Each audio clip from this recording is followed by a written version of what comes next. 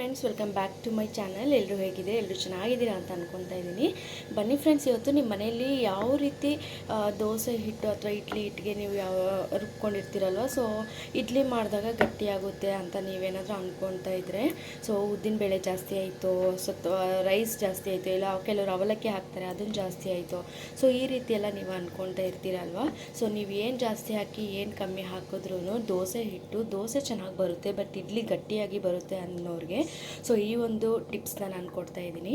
So ನೀವು ಈ ಥರ ಇರೋದು ಇಡ್ಲಿ ಹಿಟ್ಟು ಅಥವಾ ದೋಸೆ ಹಿಟ್ಟಿಗೆ ನೀವು ಇಡ್ಲಿ ಮಾಡಬೇಕಾದ್ರೆ ಗಟ್ಟಿಯಾಗಿ ಬರುತ್ತೆ ಅಂತ ಹೇಳೋದಾದರೆ ನಾನು ನಿಮಗೆ ಈನೋನ ರೆಫರ್ ಮಾಡ್ತಾ ಇದ್ದೀನಿ. ಸೊ ಈ ಈನೋನ ಹಾಕೋದ್ರಿಂದ ನಿಮ್ಮ ಇಡ್ಲಿ ಸಾಫ್ಟಾಗಿ ಬರುತ್ತೆ, ಹಾಗೆ ಸ್ಮೂತಾಗಿ ಬರುತ್ತೆ.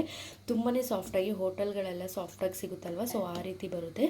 ನೀವು ಒಂದ್ಸಲ ಟ್ರೈ ಮಾಡಿ. ಸೊ ಈಗ ನಾನು ನಂದು ಅಷ್ಟೇ ಫಸ್ಟ್ ಡೇ ಮಾಡುವಾಗ ಇಡ್ಲಿ ಸ್ವಲ್ಪ ಗಟ್ಟಿಯಾಗಿ ಬಂದಿತ್ತು, ಸೊ ಅದಕ್ಕೋಸ್ಕರ ನಾನು ಈನೋನ ಹಾಕ್ತಾ ಇದ್ದೀನಿ. ಸೊ ಈನೋ ಹಾಕಿ ಇಡ್ಲಿ ಮಾಡ್ತೀನಿ. ಸೊ ನೀವು ಕೂಡ ಇಡ್ಲಿ ಗಟ್ಟಿಯಾಗಿ ಬರ್ತಾಯಿದೆ ಅನ್ನೋದಾದರೆ ಸೊ ಒಂದು ಅರ್ಧ ಈನೋ ಪ್ಯಾಕೆಟಲ್ಲಿ ಒಂದು ಹಾಫ್ ಅಷ್ಟು ನೀವು ಈನೋ ಪೌಡರ್ನ ಹಾಕಿ ಇಡ್ಲಿನ ಮಾಡೋದ್ರಿಂದ ನಿಮಗೆ ಇಡ್ಲಿ ಸಾಫ್ಟಾಗಿ ಮತ್ತು ಸ್ಮೂತಾಗಿ ಬರುತ್ತೆ ಅಂತಲೇ ಹೇಳ್ಬೋದು.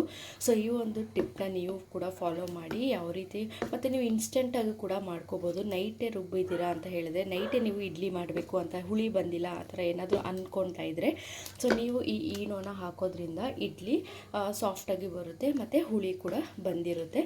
ಸೊ ನೀವು ಕೂಡ ಟ್ರೈ ಮಾಡಿ ಫ್ರೆಂಡ್ಸ್. ಯಾವ ರೀತಿ ಆಗಿತ್ತು ಅಂತ ನನಗೆ ಮರಿದಿರ ಕಮೆಂಟ್ ಸೆಕ್ಷನಲ್ಲಿ ಕಮೆಂಟ್ ಹಾಕಿ, ಓಕೆನಾ?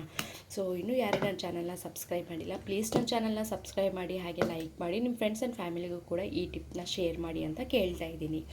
ಸೊ ನೋಡ್ತಾ ಇದ್ದೀರಲ್ವ ಯಾವ ರೀತಿ ನಾನು ಮಿಕ್ಸ್ ಮಾಡ್ಕೊತಾ ಇದ್ದೀನಿ ಅಂತ ಹೇಳಿಬಿಟ್ಟು.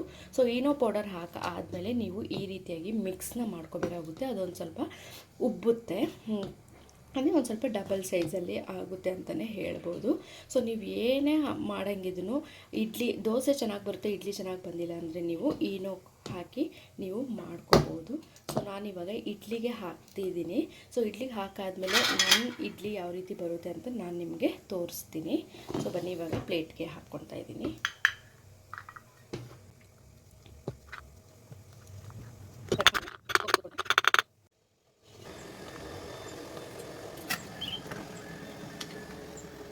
ಫ್ರೆಂಡ್ಸ್, ಇಡ್ಲಿ ರೆಡಿಯಾಗಿದೆ.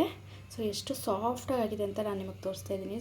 ಸ್ಪಾಂಜಿಯಾಗಿ ನೋಡ್ತಾ ಇದ್ದೀರಲ್ವ, ತುಂಬಾ ಸಾಫ್ಟಾಗಿರುತ್ತೆ. ಸೊ ನೋಡ್ತಾ ಇದ್ದೀರಲ್ವ ಎಷ್ಟು ಸಾಫ್ಟಾಗಿದೆ ಅಂತ ಹೇಳಿಬಿಟ್ಟು. ಸೊ ನೀವು ಕೂಡ ಈನೋನ ಹಾಕಿ ಟ್ರೈ ಮಾಡಿ. ಇಡ್ಲಿ ತುಂಬಾ ಟೇಸ್ಟ್ ಆಗುತ್ತೆ, ಹಾಗೆ ಟೇಸ್ಟ್ ಏನು ಚೇಂಜ್ ಆಗಲ್ಲ ಅಂತಲೇ ಹೇಳ್ಬೋದು, ಓಕೆನಾ? ಸೊ ನೋಡ್ತಾ ಇದ್ದೀರಲ್ವ ಎಷ್ಟು ಚೆನ್ನಾಗಿ ಮೃದುವಾಗಿದೆ ಅಂತ ಹೇಳಿಬಿಟ್ಟು. ನೋಡ್ತಾ ಇದ್ದೀರಲ್ವ ತುಂಬಾ ಸಾಫ್ಟಾಗಿದೆ. ನೋಡ್ತಾ ಇದ್ದೀರಲ್ವ ಎಷ್ಟು ಸಾಫ್ಟ್ ಆಗಿದೆ ಅಂತ ಹೇಳ್ಬಿಟ್ಟು. ವಿಡಿಯೋ ಇಷ್ಟ ಆಗಿದೆ ಲೈಕ್ ಮಾಡಿ, ಹಾಗೆ ನನ್ನ ಚಾನಲ್ನ ಸಬ್ಸ್ಕ್ರೈಬ್ ಮಾಡಿ. Thank you for watching. Bye bye.